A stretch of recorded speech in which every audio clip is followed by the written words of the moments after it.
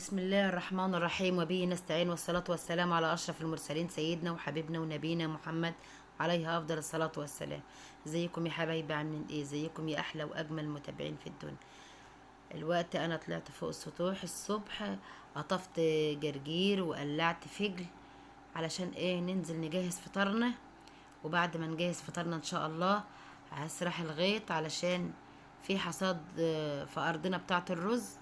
وهصور لكم ان شاء الله المكنه وهي بتحصد الرز.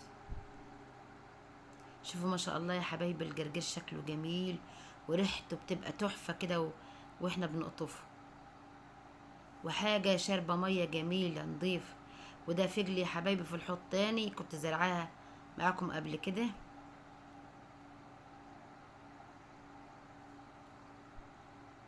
علشان يكبر على ما الحوض اللي انا زرعاه التاني اللي بناكل منه يخلص، ده يكون كبر نبتدي ناكل فيه منه. وعندنا بط برضو كان في نفس المكان اللي فيه الزرع ده عند المزرعة فوق. بط هو كنت شارياه من سوق الحمول،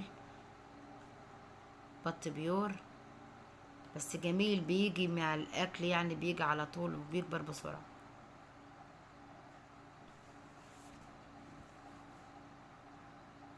مهما يغلى العلف يا جماعة ومهما يزيد، ما بنقدرش نستغنى عن تربية الطيور. سرحت الغطا يا حبايبي وانا في الطريق، لفت نظري ان القطن فتح، لان ما سرحتش بقالي فترة، فعجبني المنظر فصورت لكم الذهب الابيض. منظره جميل قوي، المنظر في الطبيعة احسن من التليفون كمان. ودي يا حبايبي شجرة كاكا، واحد جارنا زارعها على ارضه، استغربت من شكلها وحبيت ايه اشوفها، صورتها. ودي نخلة، بس نخلة في الحجم صغيرة، بس ما شاء الله طرحت بدري، جميلة.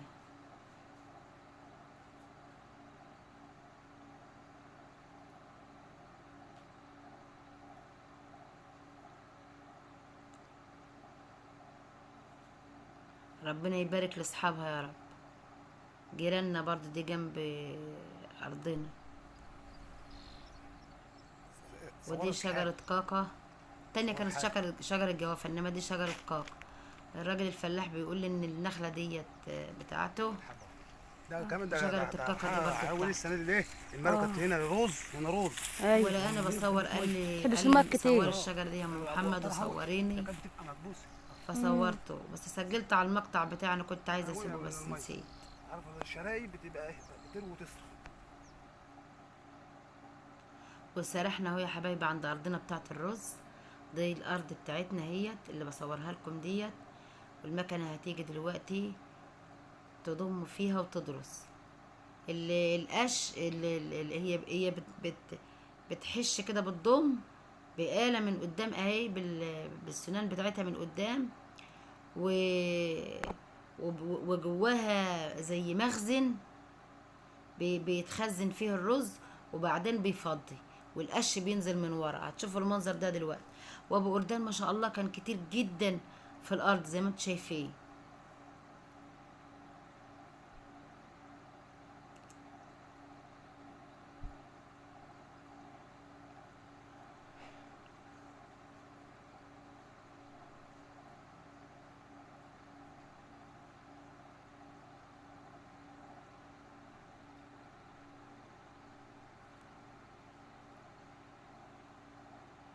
زي ما انتم شايفين يا حبايبي.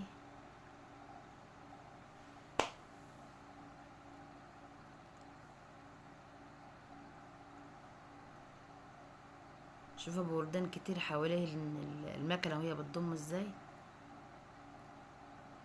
دلوقتي الرز بينضم وبيندرس في نفس الوقت. المكنه دي في جواها مخزن، والقش بيبقى بينزل وراها طواريط كده، وبعد كده الماسوره اللي فوق الصفرة الكبيره ديت بتفضي الرز في قلب المقطوره. كل ده هتشوفوه ان شاء الله. والمقاطير بتاخده بقى بنبقى فرشين مفرش في الشمس وبنحطه ونفرد. اشوف القش يا حبايبي مكان الضم والدراس في نفس الوقت بيرجع لورا وبيتفضى ورا، بترميه وراه. هوريلكوا المنظر ده برضه في مقطع تاني هيبقى اوضح من كده.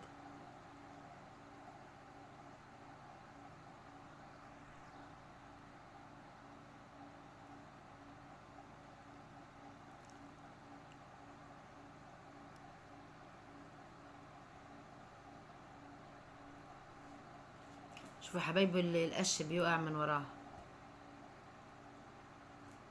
المكنه هي راح تفضي الرز بعد ما جمعته في الخزان اللي فيها من جوه، راح عند المقطوره هي تفضي الرز.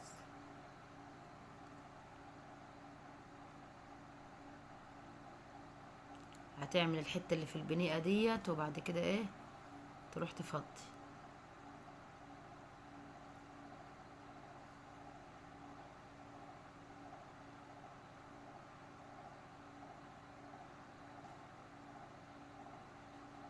زي ما انتوا شايفين.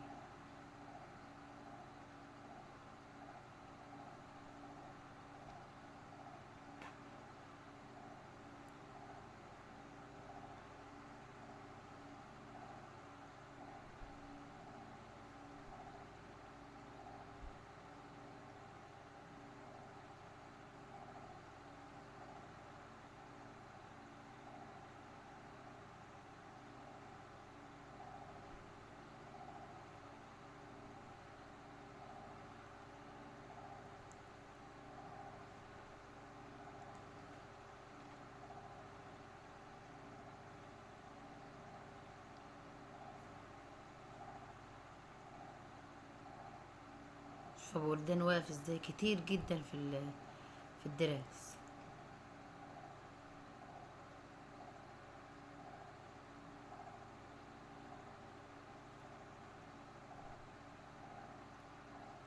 اهو يا حبايبي المكنه بتفضي اهي من الخزان اللي في قلب بيفضي في المقطوره. الرز اللي هي ضمته درسته بتفضي في المقطوره.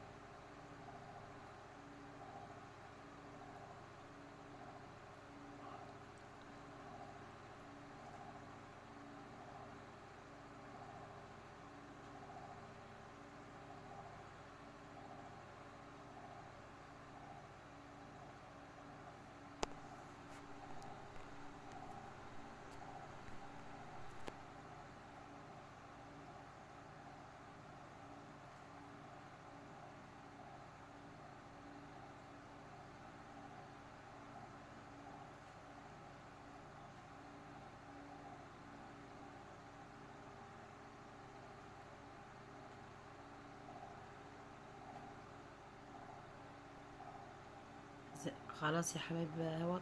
رحنا بعد ما فضينا دلوقتي اشوف القش يا حبايبي الرز اهو بتجيبه من قدام لورا اهوت وفي النص كده المخزن بتاعها. شفتوا القش بعد ما بناخد منه الرز المكنه بتنزله بقى طواريد زي ما انتم شايفين كده.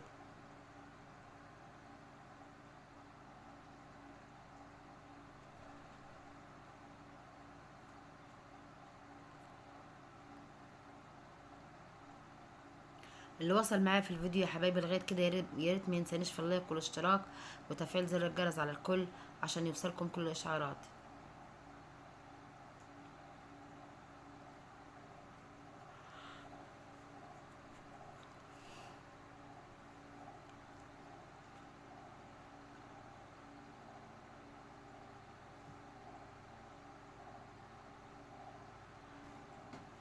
دمتم في امان الله وحفظه يا رب.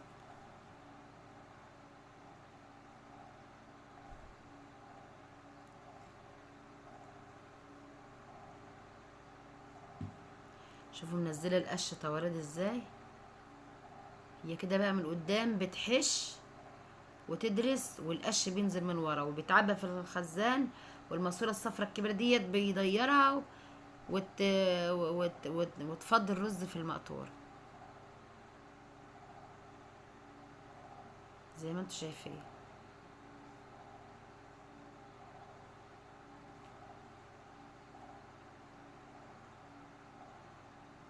شفت الرز القش نازل ازاي وبينزل طواريت بقى،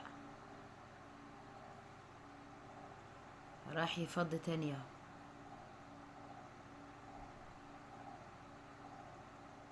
خزانة ملا بتاع الماكينة من ضم وكده بيقوم مفضيه. كان زمان الاول ما كانش فيه الماسورة دي في الماكينة دي، كنا بنحط بنعبي الشكاير، كانت بتنزل زي مكنة الطحين كده.